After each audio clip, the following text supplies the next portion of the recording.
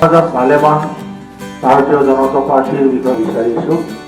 আমাৰ পুত্ৰসমূহ আমাৰ মাজত এঞ্জেলা মণিক ডাঙৰীয়াক অনুৰোধ জনাইছোঁ বছৰে সম্পাদনা জনাব উদযাপন কৰি সকলোকে আমি ধন্যবাদ জ্ঞাপন কৰিছোঁ।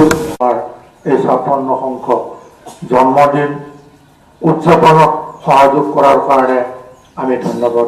আজি এই আৰম্ভণিটো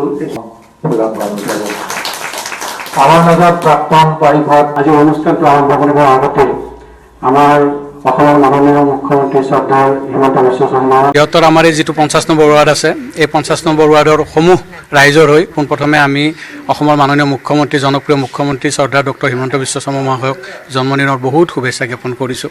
তেখেতৰ আমাৰ ভাৰতবৰ্ষৰ 5খন ৰাজ্যৰ ভিতৰত আমাৰ অসমখনক যি শ্ৰেষ্ঠ 5খন ৰাজ্য কৰাৰ কথা তেখেতে ভাবিছে, সেই পৰিকল্পনা কৰি আমাৰ অঞ্চলটোত তেখেতৰ নেতৃত্বত আৰু আমাৰ বিধায়ক মহোদয়ৰ নেতৃত্বত পূব গুৱাহাটী সমষ্টিৰ সন্মানীয় বিধায়ক শ্ৰীযুত সিদ্ধাৰ্থ ভট্টাচাৰ্য মহোদয়ৰ যিটো উন্নয়ন সাধন হৈছে, তাৰ বাবে ৰাইজ স্বতঃস্ফূৰ্তভাৱে ওলাই আহিছে।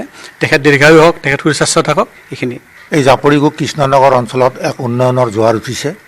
আজি কিছুদিনৰ পৰা আমি দেখিছোঁ ৰাস্তা ঘাট বা নামঘৰ বা যজ্ঞস্থলী সকলোবিলাকতে কেৱল উন্নয়ন উন্নয়ন উন্নয়ন।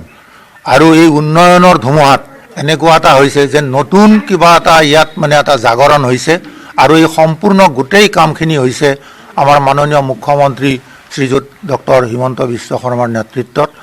আমি বৰ সন্তুষ্ট হৈছোঁ আৰু সন্তুষ্ট হৈ আজি মাননীয় মুখ্যমন্ত্ৰী শ্ৰীযুত ডক্টৰ হিমন্ত বিশ্ব শৰ্মাৰ এই জন্মদিন আমি ইয়াত ৰাজহুৱাভাৱে উদযাপন কৰিছোঁ। আৰু জন্মদিনৰ লগত সংগতি ৰাখি ইয়াত তেখেতৰ নেতৃত্বতে ইয়াত এটা সমূহীয়া ভৱন নিৰ্মাণৰ কাৰণে আমাৰ আৰ্থিক সহায়তা দান কৰিছিলে। আৰু লগতে আজিৰ দিনটোতে আমি সেই সমূহীয়া ভৱনৰ আধাৰশিলা স্থাপন কৰিম। আমি নামঘৰ কমিটিৰ তৰফৰ পৰা মাননীয় মুখ্যমন্ত্ৰী মহোদয়ৰ দীৰ্ঘায়ু কামনা কৰিছোঁ।